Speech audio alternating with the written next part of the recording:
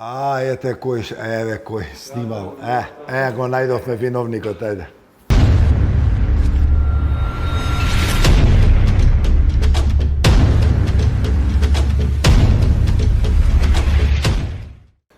Заврши првата фаза од Европското првенство, групната фаза, каде што после сите тие надпревари се пласираа 16 најдобри екипи во осмина финалниот дел.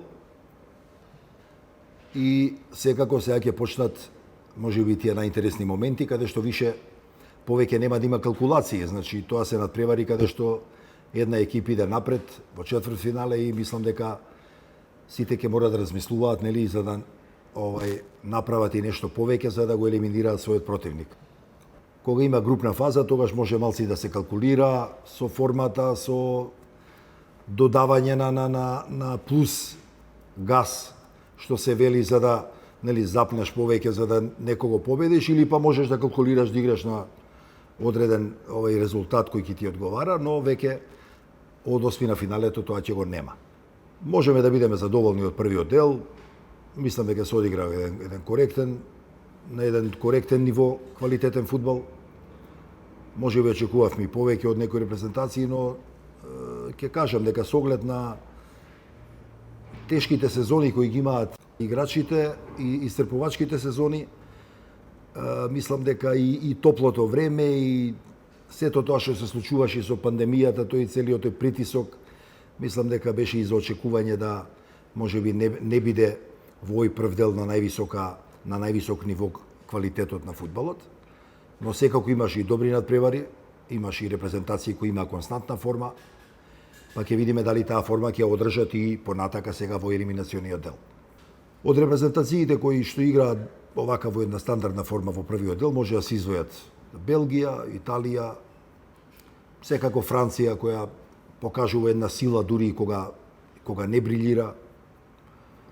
Изненадувачки според мене одигра и Мажарска доста добро, што беше во една феноменално тешка група, играше со големи екипи и дури успеа два пати да одигра нерешено.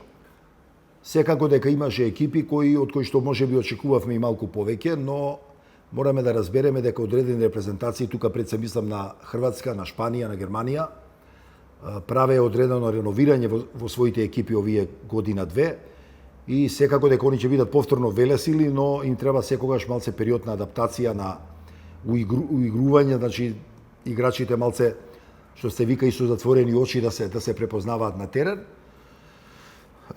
Не ги ставав нив меѓу фаворитите, но да се разбереме, сепак се тоа велесили каде што Шпанија покажа последниот надпревар 5-0 победи. Тоа се сепак велесили кои што можеби секогаш може да изненадат. Според мене главните фаворити, како што кажав и на почетокот, би требало да бидат Франција и можеби Португалија, која до сега покажува еден карактер, тука мислам пред се на Португалија, благодарение на Роналдо ги држи на одреден ниво, но можеби не брилира. Но да се разбереме, 2016 година Португалија играше уште послабо, исто не брилираше, па го освои Европското првенство пред 4-5 години, кој се одржуваше во Швајцарија и Австрија, мислам. Така да тоа се искусни репрезентации кои што играат на резултати, секогаш мора да рачунаш на нив. Тука мислам дека може да се додадат селекциите на Белгија, но ајде ќе видиме, као да им фали нешто за да се качат на тој фудбалски трон. Но треба да се рачуна на нив дефинитивно. Потоа англичаните кои не брилираат ни они, мораме да бидеме искрени, но имаат силна репрезентација и може да бидат едни од конкурентите за највисок пласман. Така да италијаните исто да се разбереме, покажаа континуитет добар, 3 надпревари, каде што ја лично сметам дека и групата им беше така релативно лесна и на многу лесен начин ги победија сите 3 репрезентации, но ќе ги видиме сега со силните репрезентации како ќе одговорат на тие предизвици. Имаше малце реакции од некои играчи дека е неправилно тоа што одредени репрезентации цело време играат дома. Се сложувам до некаде со тоа. Малку се некои екипи фаворизирани, затоа што какво е тоа европско првенство, ако да кажеме Англија сите надпревари ги игра дома или Италија сите надпревари ги игра дома. Знаете, до сега играчите биле навикнати да се игра во една земја, еден да биде домаќин и сите да се осеќаат како гости, таму и да бидат равноправни. Вака има одредена неравноправност во тој поглед, но тоа е тоа. Ние не го организираме, ние само можеме да коментираме и да кажеме дека одредени играчи имаат право за овие опаски што ги даваат. Сега пред нас следува осмина финалниот дел, каде што ќе има добри надпревари.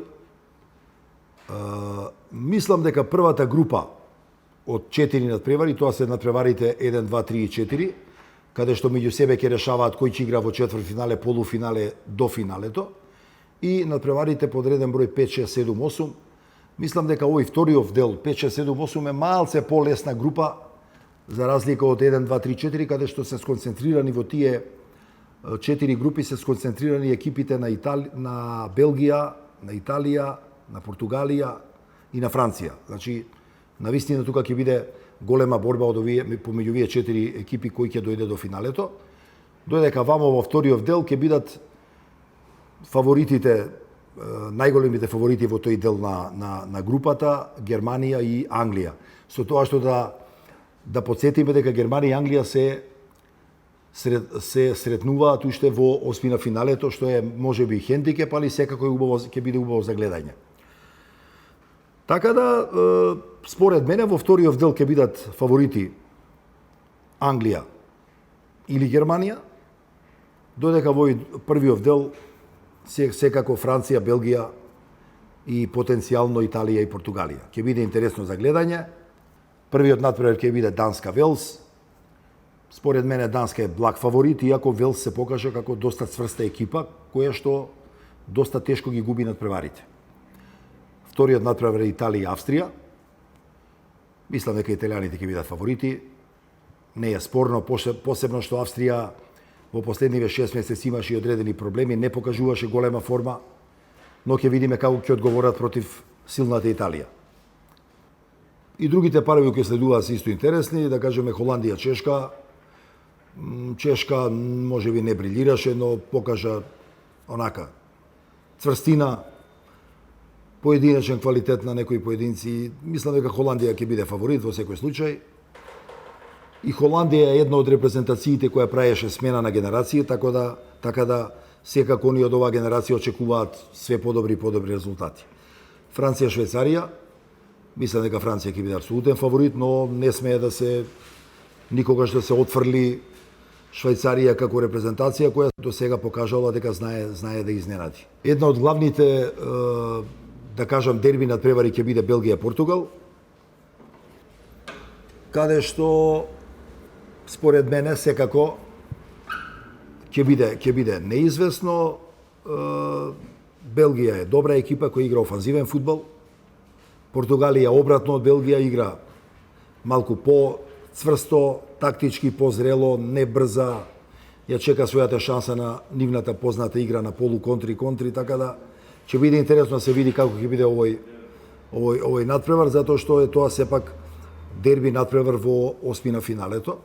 Најинтересниот надпревар во втората фаза, групна фаза, значи 5, 6, 7 и 8, тука ќе се бара полуфиналистот. Тука дерби надпреварот ќе биде помеѓу Германија и Англија, каде што германците покажа така, значи и квалитет, покажа и падови во формата, посебно против Португалија одигра феноменално. Така да, според мене, Германија е репрезентација на која што треба секојаш да се рачуна, и нивниот менталитет, и нивниот квалитет, и не можеш никогаш да ги отпишеш. Мала предност е што се игра на Вембли, но мислам дека нема да има големо значење тоа, сепак еден надпревар и елиминационо гледано ќе одлучат ситници, мали работи ќе одлучат за тоа кој ќе оди понатака. Така да очекуваме да има интересен фудбал, неизвесен, да има добри надпревари, како што се случи во првата фаза од групната фаза на надпревари. Имаше сигурно 7-8 надпревари кои беа феноменални за гледање, убави, фудбалски, со фудбалски доживувања, со доста акции, шанси и голови, така да се надеваме дека и сега, посебно што е интересно тоа што ќе биде елиминационен дел, каде што екипите ќе немаат право на кикс и ќе видиме кој ќе оди понатака, па ќе анализираме за четвртфиналето.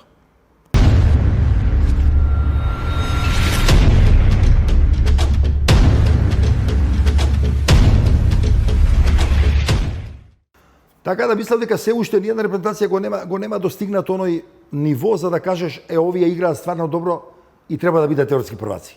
Така да тек сега очекуваме тоа да се случува.